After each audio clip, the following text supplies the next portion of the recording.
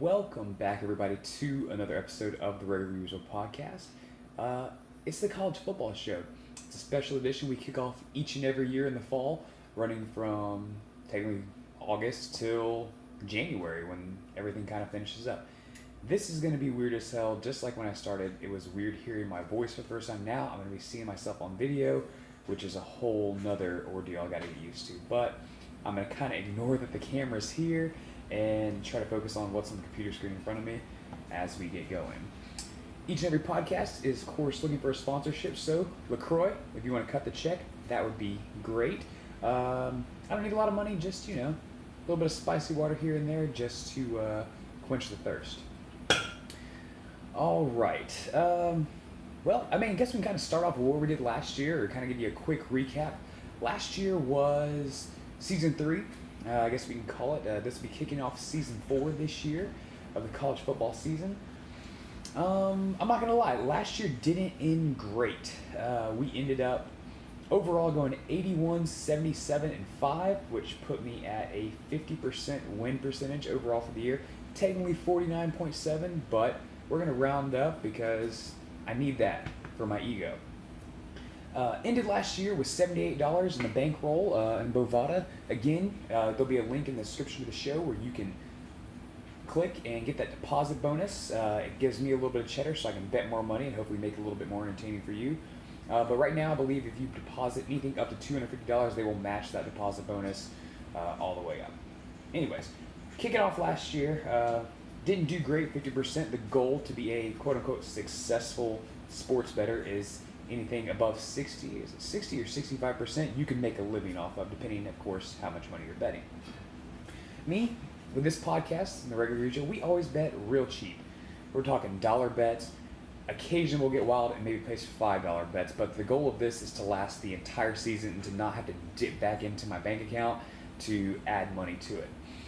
This year, we started out with $108.10.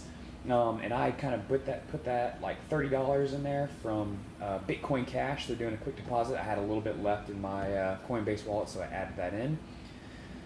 So that's what we're starting off with. That's not going to... I got to stop saying every time I do that, you should drink. And by the 10-minute mark, you're going to be absolutely sloshed. And hopefully joining the way will be myself. We're here doing a nice little... Crown ginger with a little bit of bitters, kind of a make-it-yourself old-fashioned. But anyways, before I get too off topic and before I lose my nerve of keep seeing myself in this camera over and over again, we're going to start off with predictions and kind of some of the stuff that went on over the off-season.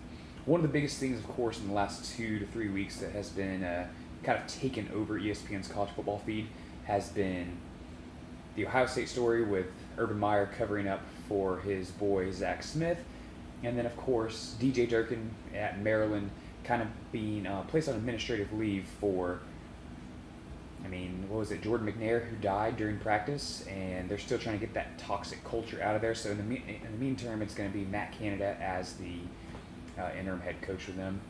Other than that, everyone's talking about Clemson, everyone's talking about Alabama, potentially Washington and Wisconsin as your teams to make it to the college football playoff. I don't really have any predictions yet. I probably won't make those for a while. I should make them now, but those popular picks, you've heard it from ESPN, you hear it from Bleacher Report, CBS Sports, wherever you get your sporting news from, you already know everyone's going to have the same thing. Anyone kind of talk about it it's kind of like, and for pro football, you can be like, oh yeah, the Patriots are going to be a good team this year, because they usually fucking are. That's just how it turns out. Same with Clemson, same with Alabama. You're going to talk about them. Don't be shocked if you see them in at least one of them, if not both of them, in the championship this year. But I'm going to go through my conference championship picks, then kind of break down the picks for week 1. I've got 13 games, but before that, like I said, we're going to start with the college football championship picks. Starting out the American Conference, I guess I should say, which is the AAC. Your overwhelming favorite, of course, to win will be UCF, followed by Memphis, and then USF and Houston were both at plus 400. Basically what that means, if you're very new to this, If you're negative anything, you're going to be the favorite. If you're plus That means you're getting 4-to-1 odds. So, for example, USF is plus 400 to win the AAC. For them, you would need to bet $100, and if they win, you would win 400. Versus UCF, who is, well, they're plus 135, so a $100 bet would win you $135. Usually when it's the other way, when they're a heavy favorite, like that one website I pulled off for them to win was they were minus 175. So what that means, you'd have to bet $175 to actually win $100. And that's kind of the terms. The more you listen, the more you'll get used to it. But I'm actually going with a little bit of a dark horse here, and I'm going to take not my my beloved Knights, where I'm an alumni from, but I'm actually going to go with Memphis this year, plus 325. Why? I don't know. I think Mike Norville has a good thing going on. I think UCF loses a little bit of a step without having Scott Frost, the head coach. I don't know how I feel about Charlie Strong without having, what the hell is that quarterback's name? Quentin, you know what I'm talking about, right? Quentin Jones? That's racist to assume his name's Jones. I'm pretty sure it was Quentin Jones, who's now moved on from USF. And I don't know who their new starting quarterback is. Oh, that's who they're starting, right? It's Blake Barnett. For those of you who follow recruiting, Blake Barnett was a 5-star recruit, originally committed to Alabama, and I think he went to Arizona State. Didn't win the job there. Now he's at USF as a redshirt junior, if I'm not mistaken. He's probably going to take the field for them, but enough about USF because no one cares about the Bulls except Michael Aubrey. We're going to be going with Memphis to win the AAC. For the ACC, the overwhelming favorite, yes, we switched conferences just like that.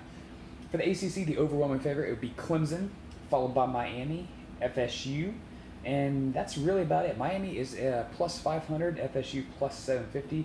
Clemson, of course, is minus 185, so we're going to take the smart money there, and I placed a bet. All these teams I'm picking out, or all these teams I've picked, I've already placed bets on before the season even started. I did this yesterday, and it's Wednesday, August 29th, as I'm recording this right now, so if you're just tuning into this at a later date, this is why some of the stuff might be a little bit tuned off. Can't be today, tomorrow. I want specifics because I like specifics, so I'm giving them to you. But taking Clemson, just going with the smart money there as the favorite to win the AAC. Why? At the ACC, why? Because they're loaded. Offensive and defensive side of the ball, especially the defensive line. In the Big Ten, your top 3 favorites are Ohio State, Wisconsin, and Michigan. I don't know why. I just hate Ohio State. I know exactly why. It's because I'm a Miami homer, and I still am salty about the 2002 Fiesta Bowl. So I've been anti-Ohio State even for, hell, almost the better part of 2 decades. And I don't know why I feel like with Urban Meyer being gone a little bit, there might be a little bit of a culture change that needs to happen. I was all on board with Urban Meyer being out. I hated him when he was at Florida. I like him even less at Ohio State. Michigan, Jim Harbaugh's an absolute nut. If anyone sees him eating chicken at all this year, by all means, screen cap it, put it on Twitter. You're guaranteed to go viral. But Michigan's going to be my pick this year. I think with Shea Patterson, the Ole Miss transfer, finally coming in and being named the starter, they have a very good shot of putting up points on the board this year. They have to have a capable quarterback, which they haven't had in, 4 or 5 years at least. So having a quarterback who can move in the pocket and actually is a running threat will really help out their offense. That's the reason I'm going with Michigan there. In the Big 12, your favorites are Oklahoma, Texas, TCU, and your boy actually took a dark horse in West Virginia. I wouldn't be surprised if West Virginia fucked around and potentially made the playoff if they can get past some of their opening week opponents, and then, of course, winning the Big 12 again, or winning the Big 12 period. Heading out west to the Pac-12, you've got Washington, USC, and Stanford as the overwhelming favorites there. I'm taking the smart money going with Washington.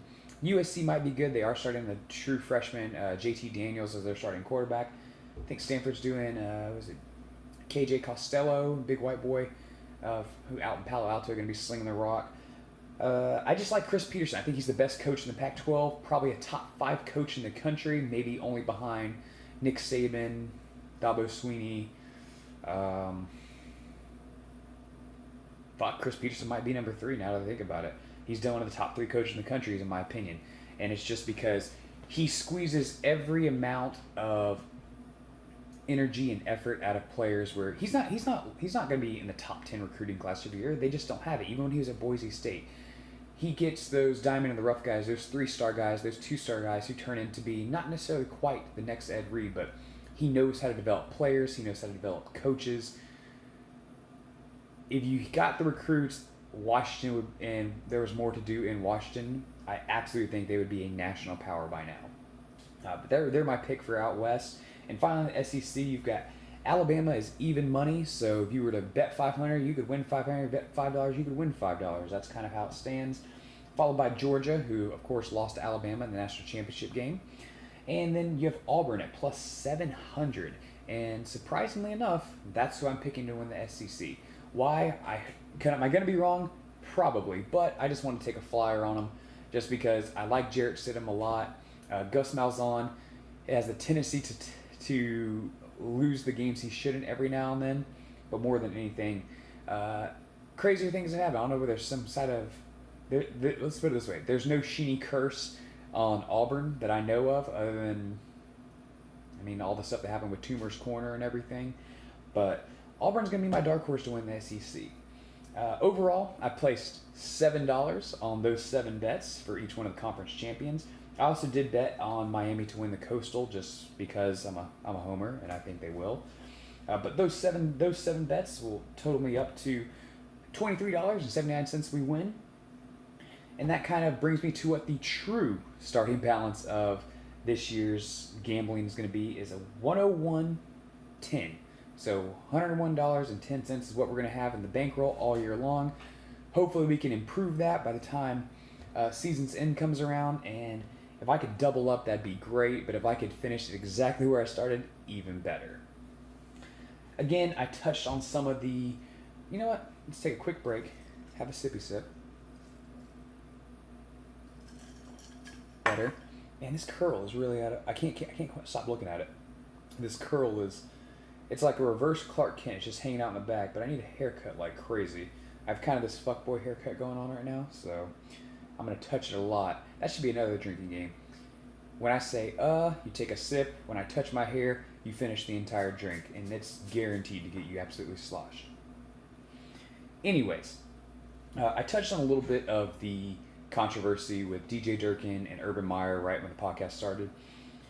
First of all, of course, fuck Urban Meyer. Kind of gaming the system on that one. Fuck DJ Durkin at Maryland. And together, I forget, I did a little bit of research. I'm sure it's been done by all those other major sites. I just did this on my own. I don't know why I drew the line together today when preparing. But in 2001, DJ Durkin was a grad assistant at Bowling Green under Urban Meyer back in 2001.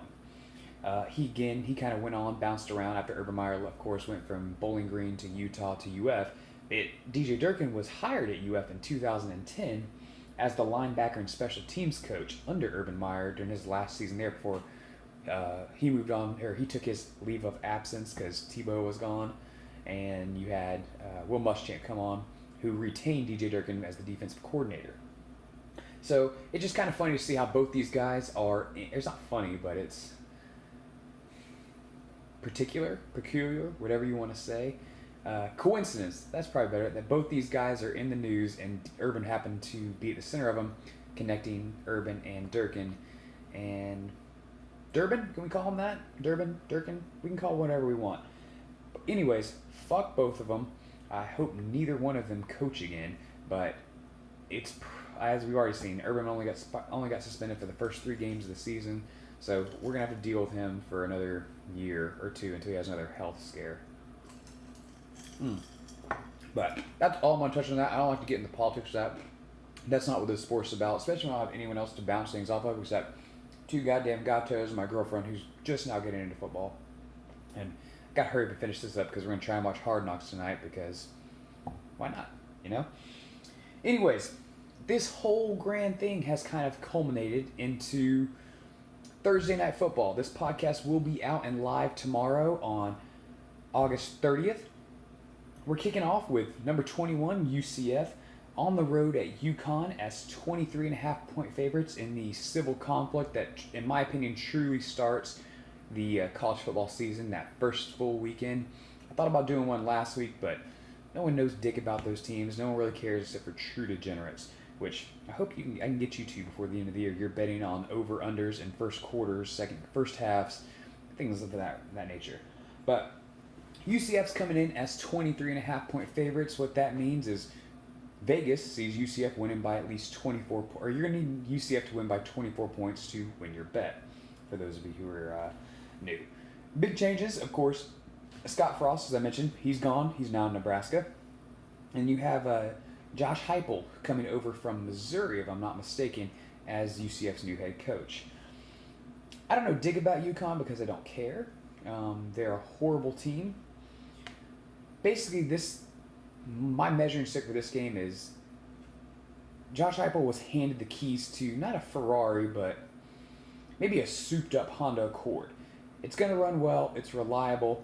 It doesn't have quite what it needs to really beat those high-end cars. Even though every now and then, as a sleeper, you do beat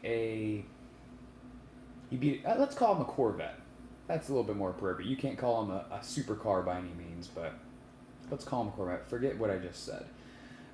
Basically, it's going to be a measuring stick to see if Josh Heupel doesn't fuck it up. Heupel, whatever you're going to say. We're going to probably interchange them in and out throughout the whole season. If he can do that, and if UConn is as bad as I expect them to be, I don't see any reason why UCF shouldn't win this game by 30 points. Initially, I'll show you on this notepad right here. You can't see it at all because I can't zoom in because it's my phone. I originally circled UConn because I really didn't think. I thought UCF was going to take a step back, and I do think they will. I think that's a team that finishes maybe 9-3 at best this year, potentially 8-4. But the big thing on them is just going to be the defense is going to take a step back. The offense should be there, but losing 3 starters who all got drafted last year from UCF should probably, it's never really good. Yes, you have Randy Shannon as defensive coordinator. I'm getting too deep, regardless. I'm picking UCF to cover the spread. UCF covers the 24, moves on to 1-0, but they don't repeat as national champions this year. Next up, Thursday night, you have Utah State on the road at Spartan Stadium at Michigan State in East Lansing, taking on number 11, Michigan State. They are also 23.5-point favorites. This game here, a little bit of the research I did, Utah State, Utah State last year, the only ranked team they played was Wisconsin. When they played Wisconsin last year, they got absolutely stomped out 59-10. Michigan State, on the other hand, the most points they scored all season was against Rutgers last year, where they only put up 40. Their quarterback, what is his name, Ben Lewerke, however you want to pronounce it, he's kind of up and down, and everything kind of rides on his shoulders. Is he going to be the guy who comes in and goes 18 for 24 with 200 yards, or is he going to be the guy, I can't remember what game it was, I think it was against Ohio State last year where they got mollywomped, where he was 4 for 17, 3 interceptions, and 1 touchdown.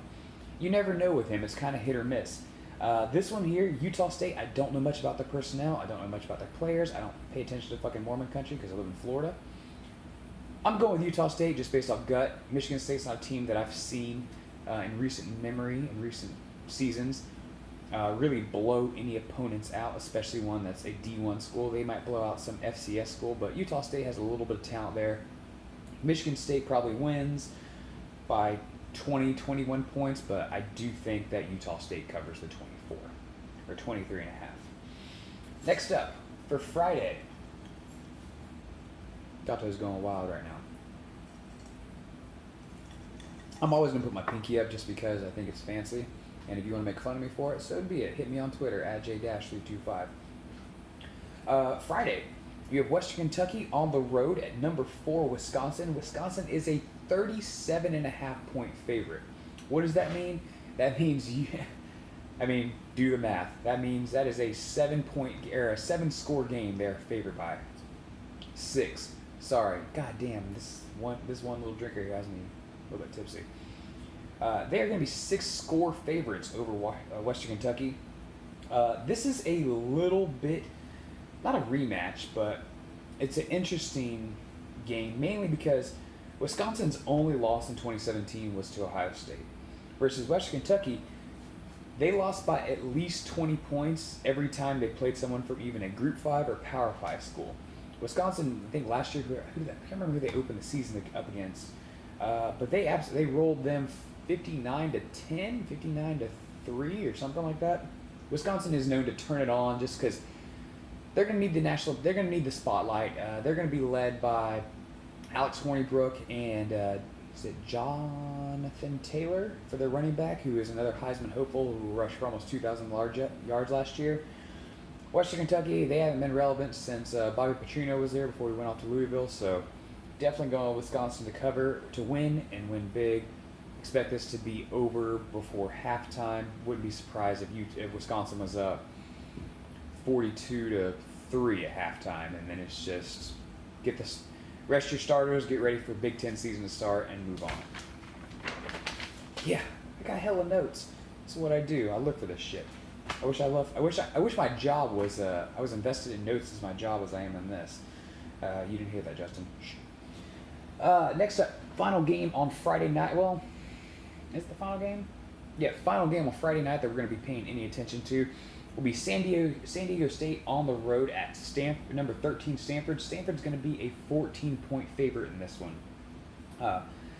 Last year, San Diego State actually stole one from Stanford on the third weekend of the season, winning 20-17.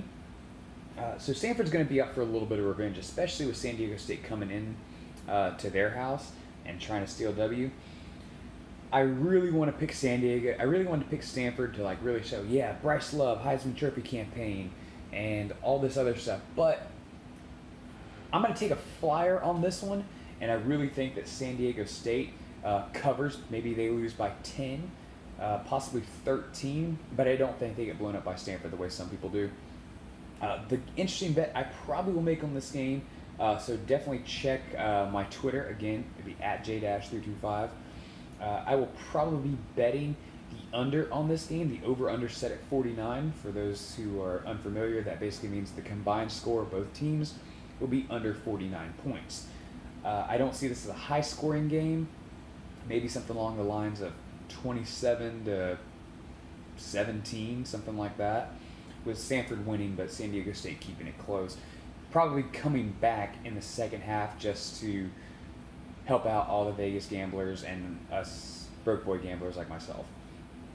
Anyways, on to Saturday. Time for a sip because it's about to get real.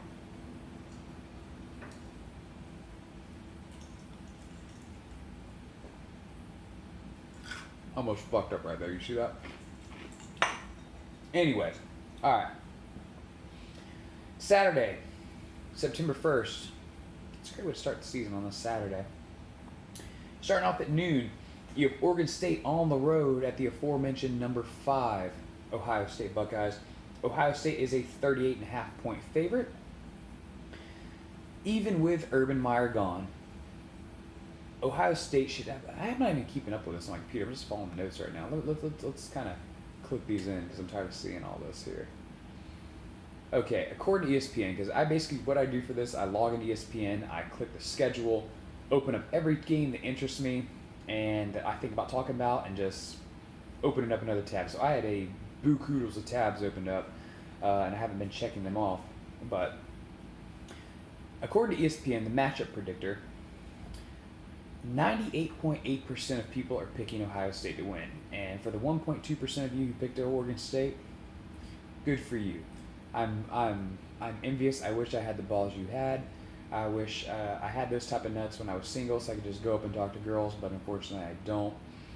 I just kind of lurk in the shadows and try to catch them in the parking lot with chloroform and shit. But anyways, the Ohio State should absolutely should mop the floor with Oregon State in this one. They had the talent across the board is unmatched, especially to a low level Pac-12 team.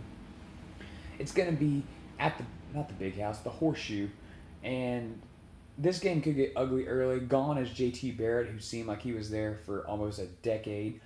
He's finally turning over the reins to, I think it's Dwayne Haskins, who should be just as good, just as efficient as JT Barrett, Braxton Miller, if all those guys were. He's a bigger dude. He's a little more durable. Expect him to run with the ball. kind of reminiscent of like a 2015 Braxton Miller type situation. But Oregon State, sorry guys, y'all might lose this by 45 plus. But Ohio State, between Dwayne Haskins, their defense when led by Nick Bosa, the running back J.K. Dobbins, this could get ugly and get ugly early. Ohio State, circled, penciled in, bookmark it. Next up on Saturday, you have unranked FAU, Florida Atlantic, the Owls, on the road at number 7 Oklahoma. Oklahoma is 21-point favorites. When this game first came out, the first thing I thought was, hell yeah, give me FAU all day. Mainly because you have Lane Kiffin, who's going to be leading the Owls as the head coach. I forget, I can't just say these things. You have Lane Kiffin, who's got an entire summer. Plus, like some coaches say, man, because I follow Miami, they don't start focusing on the team their opening season win for 2 weeks out. I feel that Lane Kiffin has been prepping for Oklahoma since probably the 4th of July in some sort of illegal way, just because that's the type of guy he is. He's been looking at all the film on Kyler Murray from his days at Texas A&M to his days, a little bit of time at Oklahoma. I don't even know if he saw the field last year, but there's a chance. But Lane Kiffin, the snake he is, I was really like, you know what? You've got a great returning running back in Devin Singletary. You've got a quarterback who was initially went to Florida State, went off to a JUCO school, and is now at FAU, DeAndre Johnson. Those are going to be your two leaders for FAU's offense. FAU can score points. That is one thing they were able to do big time.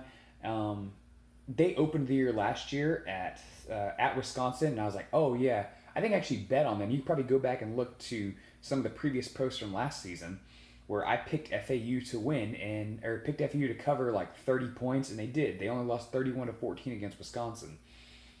This year for Oklahoma, I was like, you know what? Jumping all over FAU again. I bet they cover. I don't know what it is. Oklahoma is just going to be a better team, bigger, badder. Lincoln Riley has no problem with scoring points. He's going to let Kyler Murray get some shine.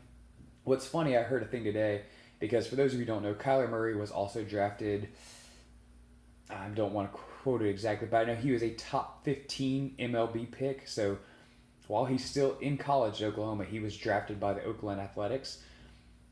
For I think his signing bonus was $5 million. So technically, Kyler Murray makes more than the head coach of Oklahoma's football team, Lincoln Riley. And that's a weird situation because there's that amateur status that you can go pro in one sport, but you can remain your amateur status in another. So because Kyler Murray plays baseball, he was drafted, and I believe he did sign his contract to go play with him. So he's going to be guaranteed $5 million as soon as he may be getting it now. I don't know.